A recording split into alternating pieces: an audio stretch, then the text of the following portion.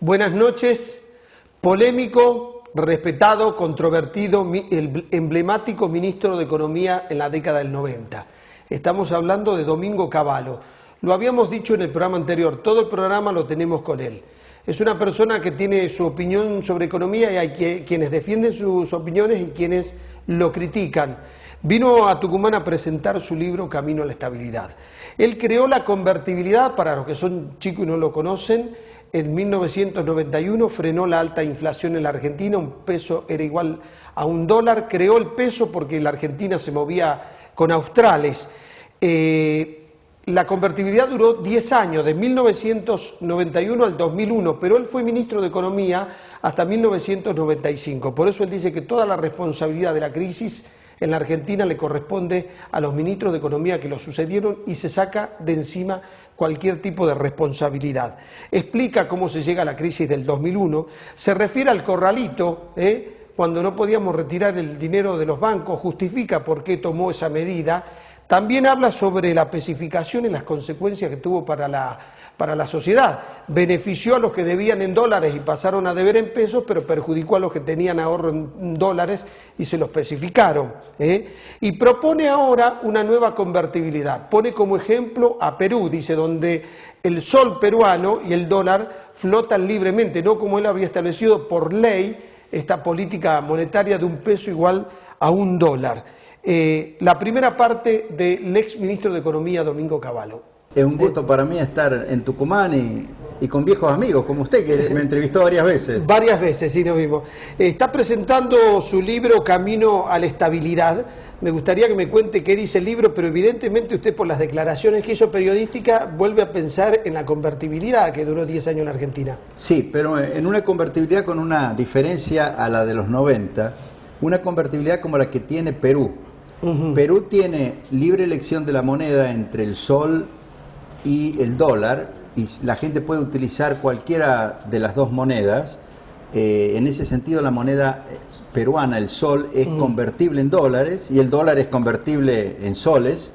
Si usted va a un cajero automático con la tarjeta de débito, sea que tenga una cuenta en dólares o en soles, usted retira la moneda que quiere, y eso le ha dado una gran estabilidad al Perú. El sol en relación al dólar fluctúa, pero fluctúa poco, y la tendencia es que el sol se aprecia, se hace una moneda cada vez más valiosa, por supuesto con una inflación muy baja, ¿no? Eso es lo que, en mi opinión, tenemos que tener a partir del 10 de diciembre del 2015 en la Argentina. Por supuesto, para poder implementar un sistema monetario así, que nos permitiría asegurar un clima de estabilidad, como lo aseguró por 10 años la convertibilidad de los 90, se necesita antes que nada liberalizar, legalizar y unificar el mercado cambiario, ¿no? Algo que un nuevo gobierno va a poder hacer sin que se produzca un Rodrigazo. Este gobierno lamentablemente no lo puede hacer porque como no cuenta con la credibilidad y la confianza necesaria como para que la gente crea un anuncio como ese, si este gobierno lo intentara hacer, posiblemente se produciría un fenómeno como el del 75, un Rodrigazo, ¿no? Pero un nuevo gobierno que haya preparado el terreno en una campaña electoral diciendo que se compromete en eliminar la inflación, va a poder implementar esta sugerencia que yo hago en el libro, ¿no? Ahora, doctor Domingo Cavallo, la estabilidad tuvo un gran éxito en el 91, duró hasta el 2001, usted se fue en el 95, pero en el 96-97 las empresas comenzaron a perder competitividad y además de eso el país, bueno, tenía una deuda que se volvió impagable.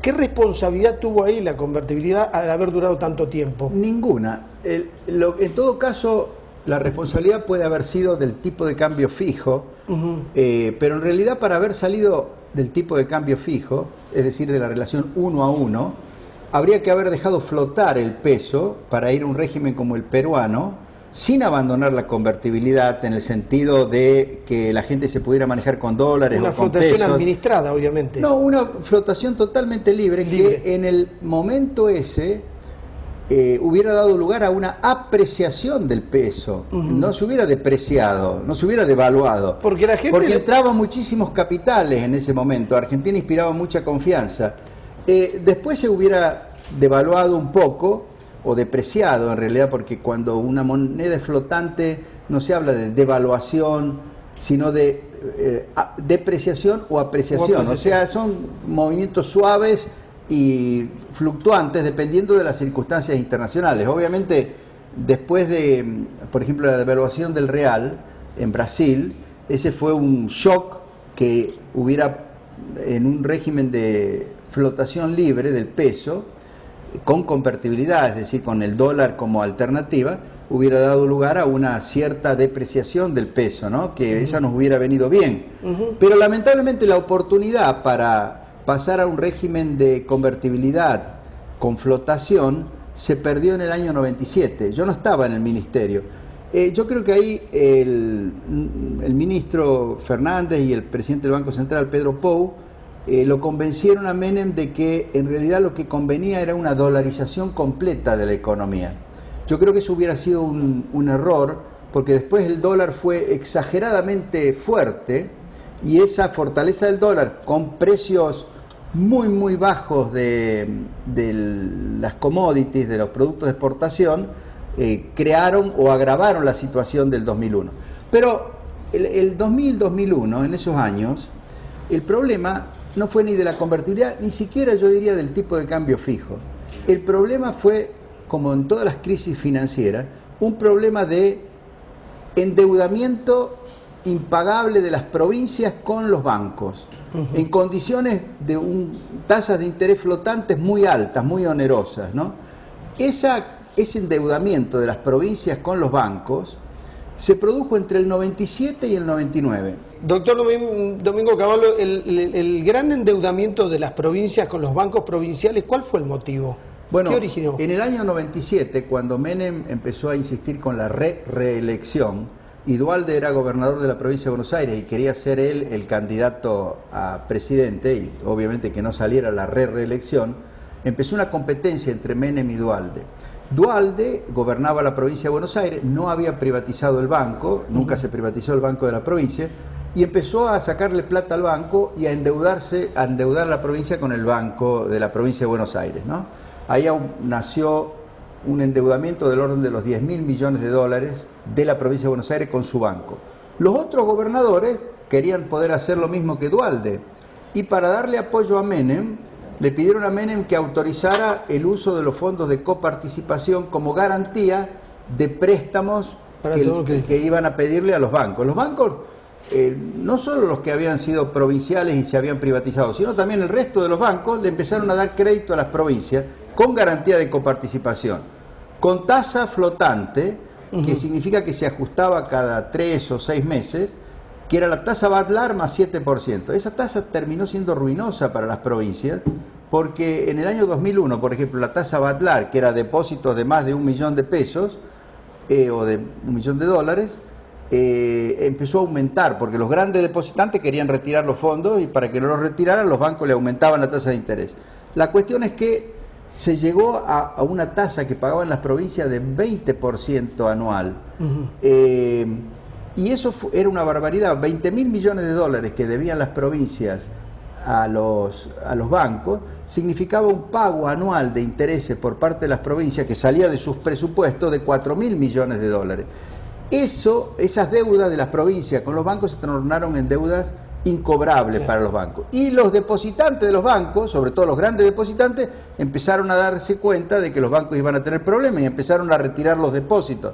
Eso es lo que se llama una crisis financiera, y esa fue la crisis del año 2001, ¿no? Muchos dicen crisis de la convertibilidad. No, fue una crisis financiera muy parecida a la que se dio en Estados Unidos, porque los bancos le prestaron para compra de vivienda a gente que después no podía pagar las cuotas de la vivienda. Eso creyó también. Y allá no había convertibilidad, allá tienen el dólar como su moneda y la maneja su Banco Central. Y sin embargo tuvieron una crisis de una enorme magnitud en el año 2008. Algo parecido pasó en el 2001. Ahora, ¿por qué se endeudaron las provincias? Eso es la pregunta que usted me hace. Sí. Cuando competían Menem y Duhalde, en esa competencia, el endeudamiento de las provincias, el gasto exagerado de las provincias, el endeudamiento con los bancos fue la herramienta de la competencia. Y eso dejó esta herencia que después receptó el gobierno de la Rúa. De la Rúa en el primer año no la pudo frenar, siguió incluso el Banco Nación, dirigido por Cristian Colombo, siguió dándole mucho crédito a las provincias, y bueno, cuando yo llegué al ministerio, las provincias empezaron a decir que no podían pagarle a los bancos y pedían más plata de la nación para poder pagarle a los bancos, y ahí empezó todo el tema. Las provincias empezaron a emitir los dineros provinciales, sí, los famosos bonos. Los famosos bonos, y se empezó a desorganizar todo el sistema monetario y financiero. Y esa fue una crisis muy grave, que no se hubiera resuelto con una devaluación, como muchos dicen. Había que devaluar. Devaluar agravaba el problema. ¿Qué ocurrió? Cuando finalmente Duhalde decidió provocar una gran devaluación, antes tuvo que especificar. Para especificar significó el gran default en contra de los depositantes argentinos, que eran los acreedores principales de toda la deuda de las provincias y de toda la deuda de la nación. Que habían depositado dólares y le terminaron dando pesos. Eso fue Ahora, un desastre, usted cuando establece el corralito, ¿qué buscaba con esa medida? Bueno, eso. Cualquiera que hubiera estado ahí no podía hacer otra cosa que establecer el corralito, que era frenar el retiro de dinero en efectivo de los bancos. Claro, porque cuidarlo al sistema financiero. No, cuidar los ahorros de la gente. Porque ¿qué ocurre? Si usted, si todo el mundo quiere transformar en efectivo, en billetes, todo lo que tiene depositado los bancos, obviamente que no lo puede hacer. Claro. Porque los bancos guardan un porcentaje, un 10-15% de reserva, y lo otro lo prestan. Y los bancos no pueden ir a todos los deudores a decirles, señores, tráiganme y páguenme para que yo pueda devolver todos los depósitos. Entonces, el corralito, en principio, en todos los países del mundo, si usted va y saca, le diría a los Estados Unidos, por ejemplo, si usted va y saca mucho más de 100 o 200 dólares en efectivo, le empiezan a preguntar por qué lo saca, es lavador de dinero. En el mundo los pagos se hacen con tarjeta de débito, o con cheque, o con transferencia bancaria, sobre todo los pagos de cierta envergadura. El dinero en efectivo se utiliza solo para pagarle al taxi, para pagar el ómnibus, para pagar los pequeños pagos. O sea que, en realidad, se trató de una medida que cualquiera la tendría que haber puesto, pero que no le quitaba a nadie el uso de su depósito. Por ejemplo, cuando estaba el corralito, si usted tenía 10.000 pesos en el banco y usted con esos 10.000 pesos quería ir a comprar un auto o cualquier cosa que quisiera comprar, usted iba y lo pagaba con su tarjeta de débito o hacía un cheque, y el banco obviamente le depositaba en la cuenta del vendedor del auto o de lo que fuere la plata que había sacado de su cuenta. Era de esa forma. Lo que ocurre es que se produjo el cambio de gobierno, vino Duhalde, y Duhalde, presionado por los que estaban endeudados en dólares con los bancos, provincias y grandes deudores en dólares, resolvió que el tema era especificar, para que los que estaban endeudados en dólares pudieran pagar fácilmente sus deudas. Pero claro, para especificar las deudas del sector público y del sector privado, tuvo que especificar los depósitos. Al especificar los depósitos, le robó el 2/3, 66% prácticamente, del valor que tenían los depósitos que la gente había depositado en dólares, ¿no? Ese fue el grave problema, ese fue el grave problema que reintrodujo la inflación en la economía argentina. Muchos dicen la inflación empezó desde que se fue la baña del gobierno de Kirchner. No, la inflación empezó en el año 2002. El gran golpe inflacionario fue consecuencia de la especificación y la gran devaluación. Hubo 42% de inflación en el año 2002. Después, en el 2003, aparentemente bajó a 3% anual, o sea que bajó drásticamente la inflación. ¿Pero por qué? Porque ahí el dólar, que se había ido a 4 pesos, empezó a depreciarse, es decir, el peso empezó a apreciarse y bajó el dólar hasta 3 pesos. Obviamente ese movimiento ayudó a que bajara la inflación. Pero lo mismo estaba pasando en Brasil. Lula dejó que el real también se apreciara. Pero después, con la teoría de de lo que llaman el dólar alto para promover las exportaciones, que en realidad no lo hicieron para promover las exportaciones, sino para poder cobrarle retenciones a las exportaciones. Y eso poder... dura de 2003 a 2007. El dólar alto sí, se comienza a declinar en el 2007. Esa etapa para Argentina crece al 9% anual. Claro, pero crece con cada vez más inflación. ¿Por qué?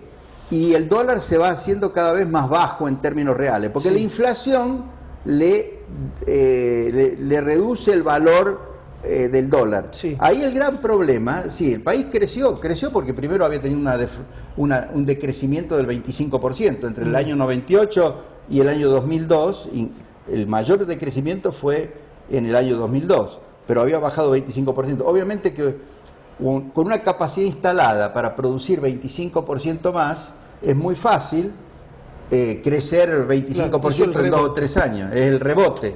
Y por otro lado, se produjo un fenómeno que fue una bendición para la Argentina que nunca se había dado en 200 años. El precio de los commodities. El precio de los commodities. Claro. Entonces, ese crecimiento no fue fruto ni del dólar alto, ni... En todo caso, el aumento del empleo fue consecuencia de los salarios bajos, porque el dólar alto significa salarios bajos. Por supuesto que los trabajadores no se van a conformar con salarios bajos. A medida que aumente el empleo, van a pedir aumento de salario, lo cual es lógico. Entonces llega un momento que yo expliqué en el año 2008, cuando escribí el libro Estanflación, donde el mismo gobierno, que primero había dicho que iba a utilizar el dólar como herramienta para promover las exportaciones, se empieza a preocupar porque el dólar el precio del dólar sigue subiendo y alimenta la inflación. Y cree que lo puede frenar artificialmente poniendo un cepo cambiario.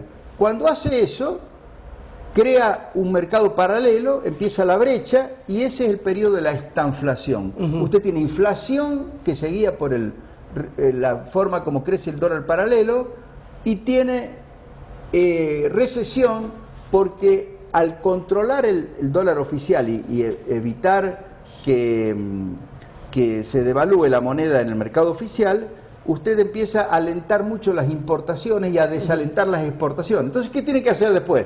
Después tiene que hacer lo que han hecho, poner prohibiciones para importar, restricciones para importar, permisos previos de importación.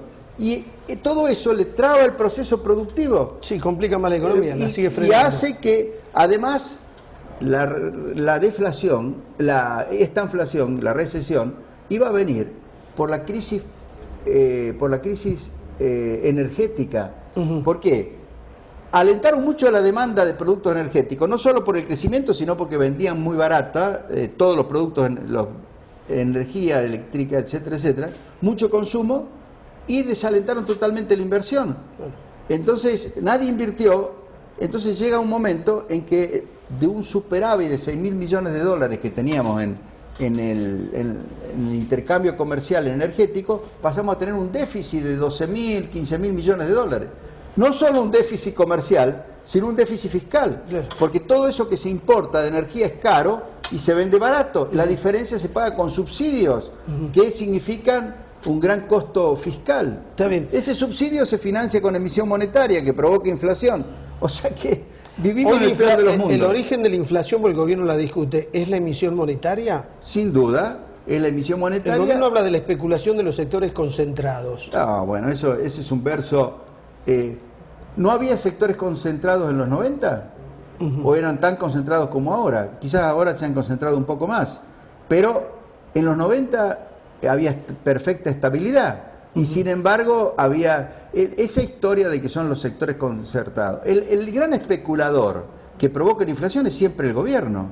Porque si usted emite un montón de dinero para financiar un gasto público que crece de manera vertiginosa y además le pone trabas a la inversión y a la producción eficiente de bienes, obviamente que esa es la fórmula perfecta para que haya no solo inflación, sino recesión. Claro. Esta inflación que es la peor combinación que puede enfrentar una recesión economía. con inflación.